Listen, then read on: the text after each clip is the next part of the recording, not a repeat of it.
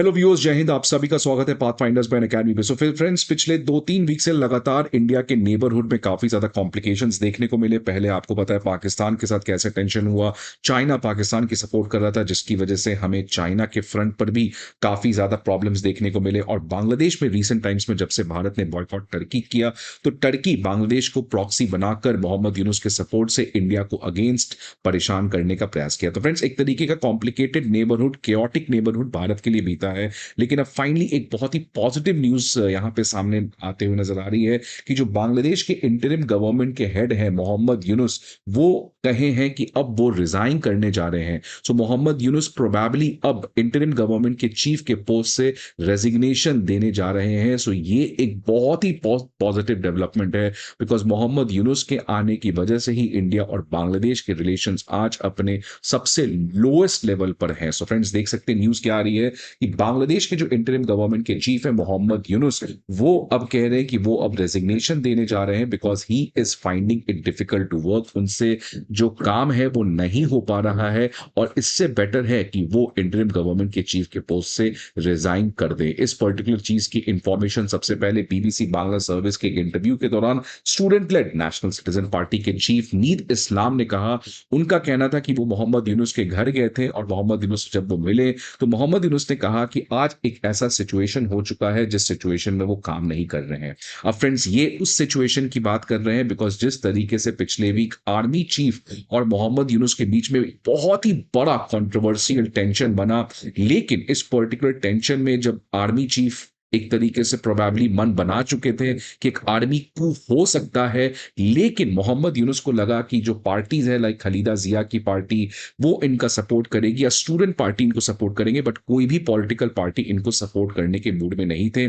और इसी का नतीजा है कि आज उनको पता चल चुका है कि बांग्लादेश में जितने भी लॉबी को वो रिप्रेजेंट करते थे, आज सभी लॉबी उनका साथ छोड़ते हुए नजर आ रहा है। बिकॉज मोहम्मद यूनुस की वजह से कोई भी चीज पॉजिटिव बांग्लादेश के पॉलिटिक्स में नहीं हुआ। So now people are regretting कि इससे अच्छा तो शेख हसीना की ही सरकार थी। तो फ्रेंड्स, इस पर्टिकुलर न्यूज के बारे में आज हम लोग बात करेंगे, बट आगे बढ़ने के पहले एक बहुत इंपॉर्टेंट इन्फॉर्मेशन आप सभी के लिए कि academy IAS previous year questions, current affair magazines और प्रीलिम्स मॉक टेस्ट, ये तीनों चीज के पीडीएफ अब आपके सामने लेके आया है।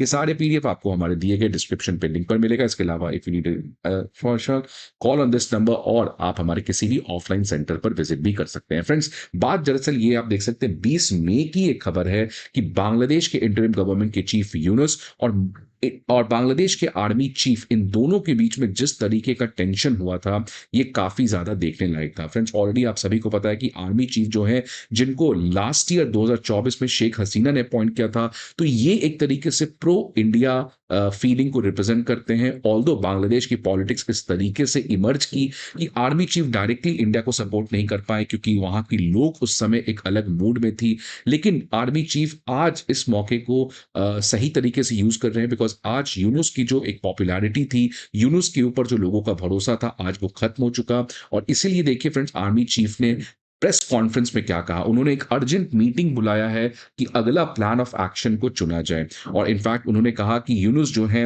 वो इलेक्शंस को नहीं करवा रहे हैं और इसी की वजह से आज बांग्लादेश में इतनी ज्यादा इंस्टेबिलिटी हो चुकी है कि फॉरेन इंटरफेरेंस बहुत ज्यादा बढ़ चुका है।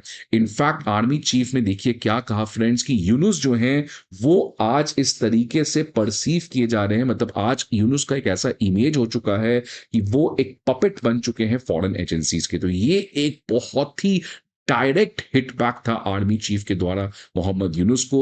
और यहां पे वो कैटेगोरिकली कहना चाह रहे कि यूनुस आज टर्की या पाकिस्तान के आईएसआई या चाइना के शी जिनपिंग, इनके यहां पे पपेट बनते हुए नजर आ रहे हैं। और इसी के बीच में आर्मी चीफ ने यह भी कहा था कि प्रोबेबली एक तरीके का आज जिस तरीके का पॉलिटिक्स बांग्लादेश में है, जिसकी वजह से आज बांग्लादेश की इंडिपेंडेंस और सॉवरेंटी खतरे में है। और मेरी कोई एस्पिरेशंस नहीं है, मैं बस ये चाहता हूं कि देश जो है वो सेफ हैंड्स में हो। तो ये पहली बार आर्मी चीफ की तरफ से एक हिंट आ रहा था कि प्रोबेबली एक तरीके का आर्मी कू आने वाले समय में हो सकता है।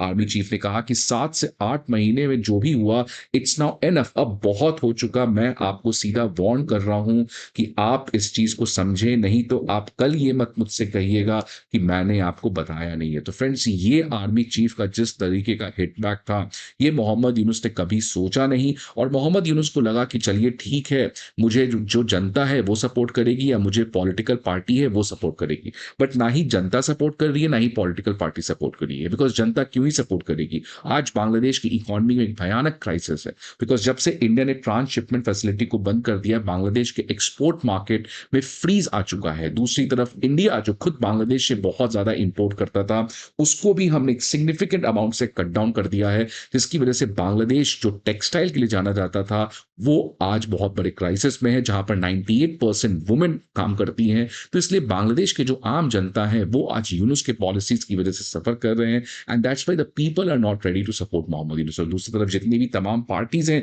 इनफैक्ट बीएनपी तो खुलेआम अब डायरेक्टली यूनुस गवर्नमेंट को क्रिटिसाइज करते हुए नजर आ रही है।